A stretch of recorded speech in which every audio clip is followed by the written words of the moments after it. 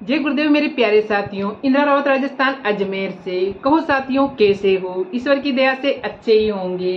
प्यारे साथियों, आज मैं आप लोगों के लिए एक बहुत ही खूबसूरत कहानी लेके आई हूँ, जिसको सुनने के बाद में आप उससे बहुत कुछ सीख सकते हैं। तो प्यारे साथियों, एक बार एक सज्जन थे जिन्होंने अगरबत्ती की एक बहुत बड़ी दुकान खोल रखी थी और उनकी दुकान बहुत अच्छी चल रही थी, मतलब ग्रोथ करती जा रही थी। तो उन्होंने अपनी दुकान के ऊपर ऊपर नाम के रूप में यहाँ पर सुगंधित अगरबत्तियाँ मिलती है ये लिखा हुआ था। तो उसकी दुकान बहुत अच्छी चल रही थी। और तो एक बार एक सज्जन आए उस दुकान के ऊपर और उनके पास में बैठकर कुछ बातें करने लगे।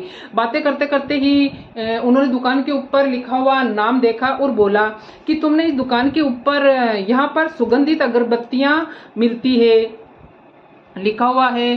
अगर तुम्हारी अगरबत्तियों की दुकान है तो यहाँ पर सुगंधित अगरबत्तियाँ ही मिलेगी, किसी भी अगरबत्तियों के अंदर बदबू तो आती ही नहीं है। ये उसको दुकान वाले भाई साहब जी को बोला।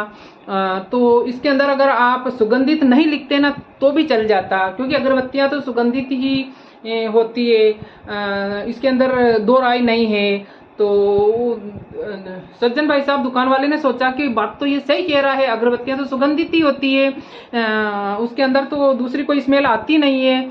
तो उन्होंने क्या किया कि वो जो सुगंधित नाम लिखा हुआ था उसको हटा दिया और यहाँ पे सिर्फ इतना ही लिखवा दिया कि यहाँ पर अगरबत्तियां मिलती है। तो इसी प्रकार कुछ टाइम और निकला, उसकी दुकान चलती जा रही थी। तो एक बार एक और दूसरे सज्जन वहां पर आए और उनके पास में बैठे और बैठे बैठे उन्होंने नाम देखा। तो उन्होंने बोला कि आपकी दुकान के ऊपर यहाँ लिखा हुआ है कि यहाँ पर अगरबत्तियाँ मिलती है, तो अगर आपकी अगरबत्ती की दुकान है तो यहाँ पर अगरबत्तियाँ ही मिलेगी, यहाँ पर मिलती है से क्या मतलब है? अगर तुम सिर्फ अगरबत्तियाँ ही लिखोगे तो भी लोग जो तुम्हारे से सामान लेके जाते हैं वो तो यहाँ पर से अगरबत्तियाँ लेके ही जाएंगे। क्या मतलब है कि यहाँ पर मिलती है? तो उन दुकान वाले भाई साहब ने सोचा कि ये भी बात तो सही कह रहा है। तो उन्होंने बाकी सब हटवा कर सिर्फ अगरबत्ती ही पूरी दुकान के ऊपर जो ऊपर लोगो है अगरबत्तियां ही लिखवा दिया।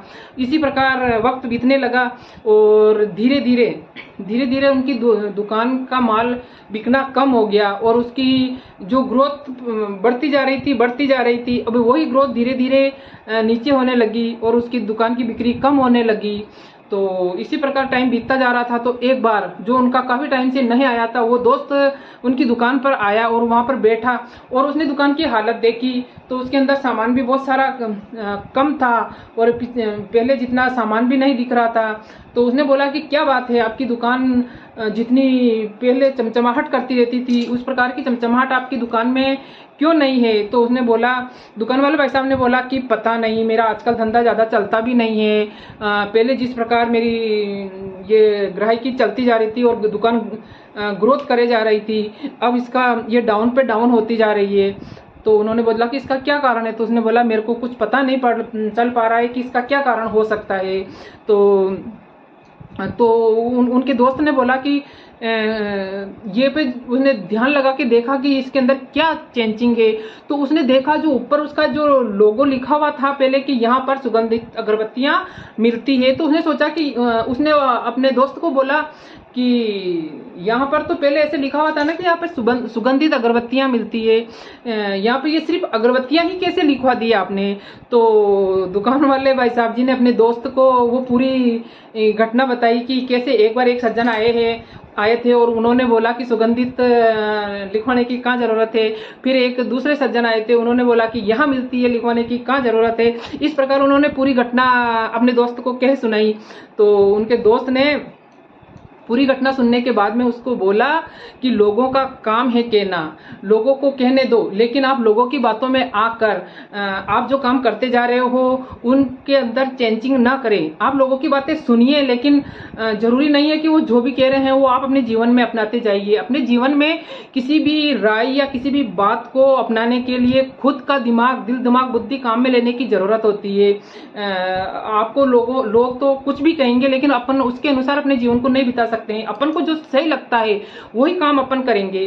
तो उसने उसको समझाया और उसने वापस अपना पहले वाला ही नाम लिखा, क्योंकि छोटा नाम होने की और एक अकेला नाम होने की वजह से लोगों की नज़र उसके ऊपर नहीं पड़ रही थी, और लंबा सा नाम होने के कारण हर किसी की उस पर नज़र पड़ रही थी। और किसी किसी लोगों ने तो सोचा कि शायद ये दुकान ही चेंज हो गई है क्योंकि इसके अंदर नाम चेंज हो गया है। इस प्रकार कंफ्यूजन के कारण लोग उसकी दुकान पर नहीं आ पा रहे थे। तो प्यारे दोस्तों, ये सोचने वाली बात है कि लोगों का काम तो कहना ही है, उनको कहे बिना बिल्कुल चैन नहीं पड़ता है। कुछ ना कुछ उनको बोलना होता है तो वो कुछ भी बोल देते हैं, लेकिन प्रत्येक इंसान को सभी लोगों की बातें तो सुन लेना चाहिए। कोई नहीं, अगला इंसान कुछ कह रहा है तो सुन लो, लेकिन उसके ऊपर अमल करने से पहले खुद का दिमाग अवश्य काम में ले लेना चाहिए। दूसरों के कहे अनुसार हम अपने बिजनेस में या किसी भी काम में जो अपन कर रहे हैं उसके अंदर फेरबदल या तब्दील नहीं करना चाहिए। हमें अपने पास खुद के पास दिमाग है तो अपने दिल दिमाग और बुद्धि को काम में लेकर